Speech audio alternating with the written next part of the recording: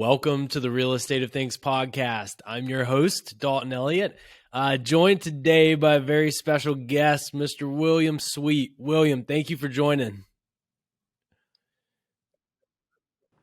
Hey, Dalton, thanks It's for great having to me, have man. you. You are, as you sit in at a project in Atlanta, right? Yes, sir. We're actually here on site right now. One of the tenants was just removed from the property from actually Okay. squatting on the house.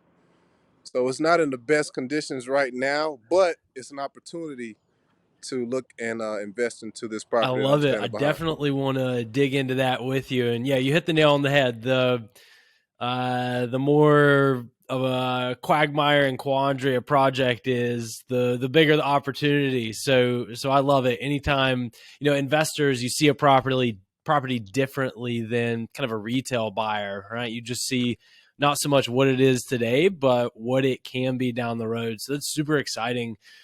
You have a very unique background, right? You've been in the NFL. That is a huge piece, huge difference. And I want to even take it back a little bit before you got into the league and talk about Jimmy John's, right? You and I chatted a little bit before recording this podcast episode, and we talked pretty extensively about how your experience at Jimmy John's really shaped your view and your trajectory and your goals. Really impactful story. I wonder if you could share a little bit about that. Absolutely, man. I was blessed to receive 30 Division I scholarship offers coming out of First Coast High School. Member of the National Honor Society, so school is always important to me. And I wanted to go to a university that I could call home, not for just the next 4 years, but the next 40 years, that I can meet people of great influence and also help me reach my goals and dreams off the field. And when I first got to college, um, football was cool, but I told the coaches I wanted to work and make some money. And they introduced me to a really nice gentleman by the name of Peter Fox. And he's the leading franchisee owner of Jimmy John's. And I worked for him, busted tables at the restaurants, did all the operations, and I was actually in charge of the three worst performing stores in his franchise. And by the time I left, they became the best performing stores in his entire business. So that was That's really good. wild. And you think, I not remotely on the level that you did, but I, like most American boys, played football.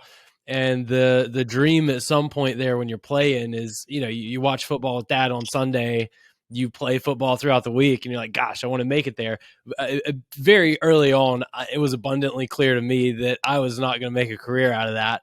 But for you, you had the opportunity to get into the league, and you kind of had a different mindset, right? Your mindset was that the league time there was maybe supplementary to your bigger goals, really on the real estate side of the fence, right? Absolutely. I learned at a very early age that you want to have as much of your money working for you uh, instead of you Mm-hmm. working so hard for it. And once I kind of realized I'm going to my internship, I'm taking 6 or 8 credit hours in the summer, I'm going to practice, going to team captains and all this stuff. And when I would get to my job or my internship, I noticed that everybody in this building was working for this one Mm-hmm. person, this one family. And it switched my mindset of assets Yeah. over liabilities. And that's when I started to learn Mm-hmm. more about real estate, learning about how can you collect passive income and how can you um, receive the rent instead of Mm-hmm. paying the rent, Yep. right? And for me, it was a mindset shift of how can I, one, acquire capital that I can disperse into purchasing real estate, and also once that how can I maintain or generate a cash flow, a positive return? Real estate was the answer to that. I read Rich Dad Poor Dad. My rookie year in NFL, I essentially invested all of my money into stocks and real estate Hmm. because I wanted to figure out how can I generate passive income. And real estate has been very good to us. We were able to start out in Jacksonville, Florida, with two homes that my grandparents passed down, Hmm. and we put about $30,000 in the renovations. We redid the walls, redid the flooring, some piping issues that we also had. Um, but they were paid off free and clear, so we were able to use that reinvestment model. And now we have 7 houses in Jacksonville. That's great. So you had those first couple of properties. So walk me through the first property outside of your grandparents' home that you did. Is it a project that you did by yourself? Did you have partners? Was it a rehab? Was it a long-term hold? What was that first kind of from scratch project that you did? Certainly. So, what we decided to do was to partner with another real estate investor, and we decided to purchase these properties together, Mhm. and that made it more.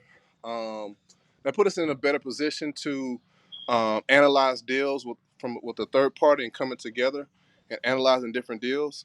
That way, we could um, not deploy all of our capital into deals, but we could partner on deals and have those shared common interests in terms of a return. So, thanks to our business partner back home in Jacksonville, we were able to scale our business model into acquiring more properties without putting all of our cash in by ourselves.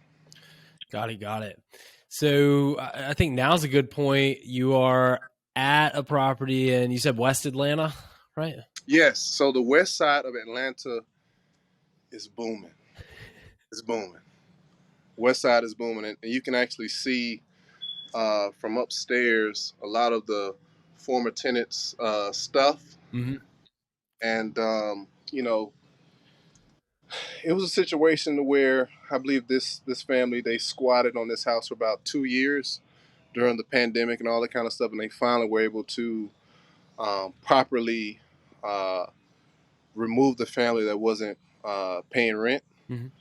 And now it's on the market. And I just got approved for $1 million line of credit to purchase real estate, Hmm. and I'm looking to get the best deal, and also uh, put myself in a position to collect as much passive income as I possibly can from purchasing this property using leverage and using other people's money in terms of loans and stuff like that. That's the way to do it. You can buy one house with 100% of the money, or you can buy 10 houses with 10% down. That whole mindset, yeah, leverage is the way to go. And I absolutely love Atlanta. I'm in Greenville, South Carolina, 2.5 hours away from Atlanta. Down there incredibly frequently, and I need to make the move sometime, but sooner than later. But the west side of Atlanta, yeah, it just in the last, the last couple of years, but you go back the last 5, 10 years, it's booming. They have a lot of old, beautiful brick buildings that, from a retail, restaurant, commercial standpoint, that have been turned into, upfit the inside of it. One of my favorite restaurants in Atlanta, West Egg. I don't know if you're familiar with that, but I love West Egg. That's a delicious spot. Yes, I love it. I love it. I love it. Go to the anytime I'm in Atlanta.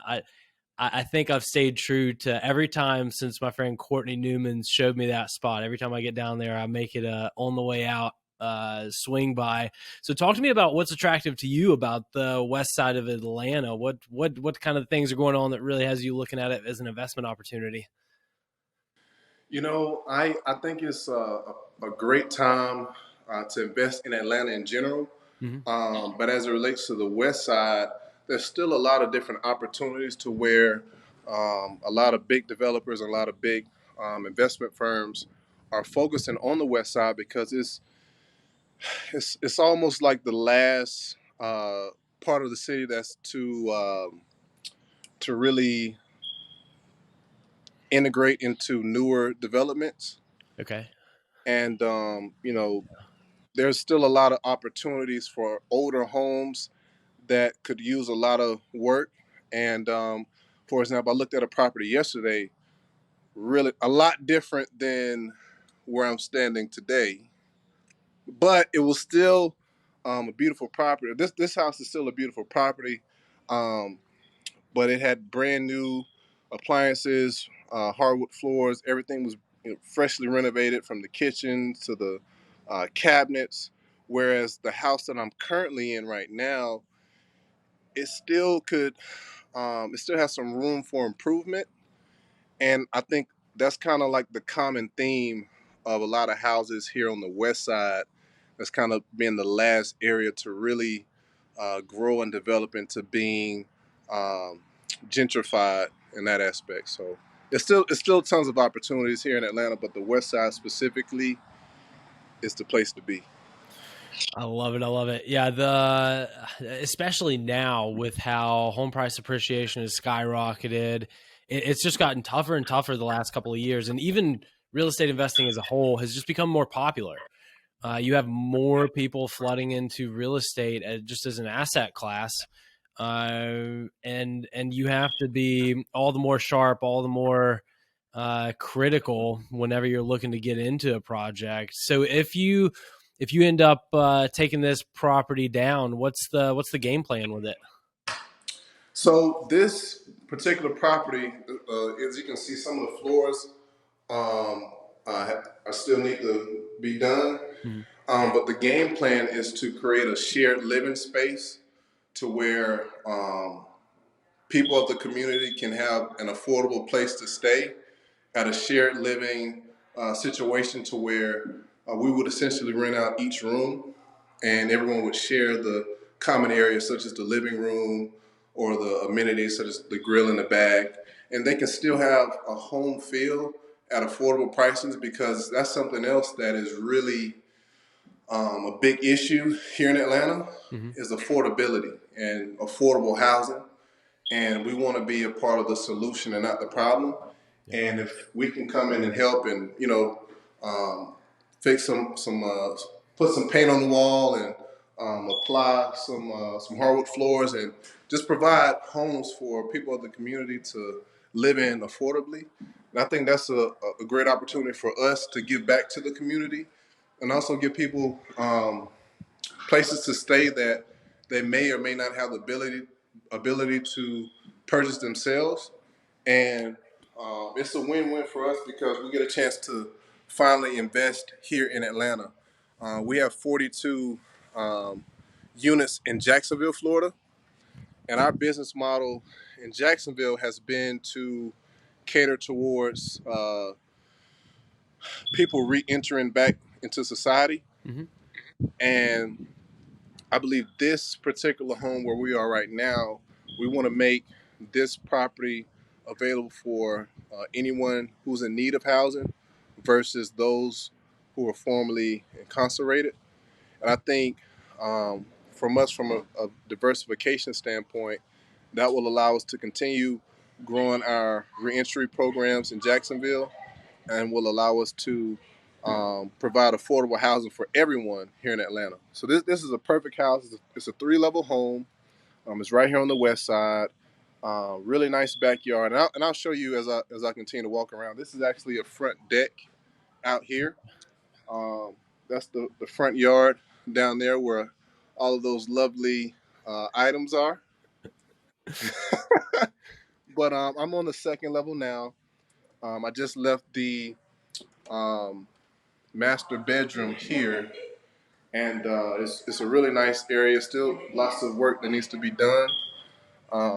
But that's the thought process of renting out each room inside the home and allowing every client of ours to have their own safe space and an opportunity to live right here, close to downtown. Get a really nice home feeling and make it affordable for each client to have somewhere nice to stay. I'm such a fan of that. I've talked with a couple of investors over the last few weeks who really truly integrate a noble purpose into their investing. And personally, for me, during COVID, the first few months, whenever everything was locked down, nobody was going anywhere other than the grocery store, had sort of a flip of the switch mentally, in that it's not all about the money. If you allow your life to be all about the money and that is the only thing driving you, I'm sure there's some people it works for, but personally, from my philosophical standpoint, you have to have something above and beyond. Money's important, money's great, but I think you can also just sleep better at night if you have a good noble cause. And you mentioned the Jacksonville transitional housing, and I want to pick your brain about that a little bit. You know, you were awarded your group kind of number one in Florida by the largest private prison for the work you've done in the transitional housing area there. So, how did you get into transitional housing? Absolutely. We were definitely honored to have that award of being recognized for being one of the best providers in the state of Florida. Mhm. And actually, in 2019, we were looking for different options in terms of investing into the real estate. We wanted to help people, Yeah. and we had the most impact on helping people that had limited options of places to stay. And it was an opportunity for us to not only give back to our community, but to also help change lives. And being from Jacksonville and understanding the community and dynamics of how that environment is, and actually growing up and making it out of that type of environment, we understood what it's like being in some of these situations that our clients experience, and we wanted to provide them an opportunity, not only places to live, but to give them opportunities to uh, provide jobs for them and to help provide mental health resources or any drug and alcohol abuse services that they needed. So for us, it was more so about how can we have the most impact Mhm. on helping people, and people coming back home from prison, who may have not have had any family to help assist them, who may be new to the area, who maybe they're from Alabama but got arrested in Florida, and they just needed housing, they just needed services. So we were able to um, help a lot of people out, and just some of our stories that our clients have told us in terms of, Mr. Sweet, you helped save my life. Mr. Sweet, thank you so much. That is more impactful than anything. I can only imagine that. It sounds intoxicating in a way, right? Like you have somebody who tells you that they've impacted, or that you have impacted their life to that degree. It just has to make you hungry to effectuate that kind of change throughout more people's lives, right? Like it just becomes a flywheel. No. No, So absolutely, absolutely. yeah. So how does, I guess, getting into the nitty gritty of it a little bit, how does it cash flow? Like the property you're standing in, just ballpark, how does it cash flow? And you don't have to do specific, like exact numbers, but how does it compare to if you just held it as a single family rental? What's that look like? Absolutely. So for us, traditionally, you take a 3 bedroom, 2 bathroom, you rent it out to a single family, let's say for 1,200 a month, Hmm. right? And you would hope and pray that that one family would uh, pay the rent on time. Yeah. Um, Shared living is a more effective way of helping more people, of providing more services to people that need them, and also it can help provide more resources for those staying inside of the home. So if you have like this, for example, this particular home, and this is actually, I'm on the third level here. Okay. This is a really large bedroom. It also has a closet in here with a nice fan. It also has a nice view of all of our luxurious items outside. But there is a total of 2 bedrooms on this level. There's a 1 bathroom on this level, and on the other level there is 3 bedrooms with another full bathroom. But essentially, you will allow this one particular home instead of one single family renting it.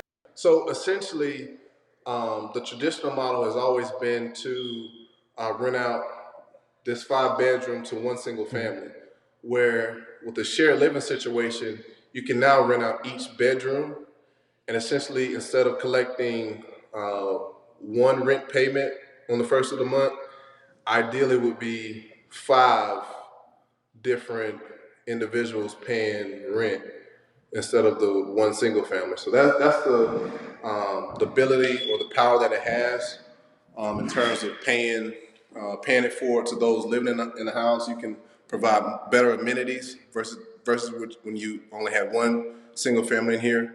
And my plan is to make this home as awesome as I possibly can, and to really look at it as if I was staying in one of these rooms. Mhm. And for me, that means going all out because I love being comfortable. I love the luxury within my own home. So each room will reflect um, it being well done the right way. I love it. I love that approach. I love it. So, can I selfishly pick your brain with a couple of football related questions? Absolutely. All right. What was your, if it's not one thing, name a couple. What were some of your favorite and least favorite things about being in the league? I assume practice was your favorite, right? That's Yeah, we can start with practice. Practice was probably my least favorite thing, yeah. just because it was it was so far away from game day, if that makes sense. Yeah. And to play that sport, practice is nothing like game day. It never will be. It's never been. But game day and practice is very important. But as it relates to it being my least favorite thing, it was because the game was so far away. So if you got a game on Sunday, you guys play the game. You come back in Monday and Tuesday. You gotta wait a whole week just to go out there again. Yeah. Right now, it's good so you can game plan, you can prepare yourself mentally, physically, spiritually, and all that good stuff. But it's just that anticipation it kills you inside. So practice was my least favorite part because the games were so far away from it. My favorite part, of course, game day. Yeah. Um, Hundreds of thousands of fans, your family's in the building. Just the energy um, and the competitive nature on game day is second to none. I mean, you got guys trying to compete for jobs. You got guys competing to feed their families, and the bright lights are on you. So it's an adrenaline rush just talking about it. But game day was definitely my favorite part. I love it. I in a FaceTime call you and I had a few weeks back, you showed me a photo of you on the field next to Zeke. I just savored that moment. I'm a lifelong Cowboys fan. My dad, he was born in 1956, so when he was growing up, it was America's team, like the height of it. And Roger Staubach was his quarterback. I grew up, I was born in '92, and so I kind of missed the Aikman, Emmitt Smith, Michael Irvin glory days. I was a little too young to really remember it. So I remember the Quincy Carter, the going through a bunch of quarterbacks, and then we finally got Tony Romo, and thought that was going to be it. I thought a Super Bowl was in the cards every year. Didn't pan out, but yeah, it's crazy great. Was there a place that the game day was just uh, exceptional compared to the I others? would Because I know you spent say some time at a couple actually different playing big in the teams. So Dallas was Cowboy one Stadium. different, or is it all kind of the It's same level and it's vibe? one of the state of the art stadiums. AT&T Stadium down in Arlington, Texas. Yeah. Um, that stadium by far is Hmm. really loud. It gets really loud. as you know, being a Cowboy fan and supporter of the Cowboys, it's America's team for a Yeah. reason. And yes, I would have to say Dallas. Dallas Stadium is it's a place you want to experience for sure. Yeah.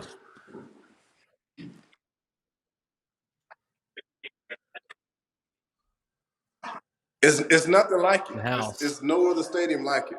Nothing like it. Yeah. It is beautiful, beautiful.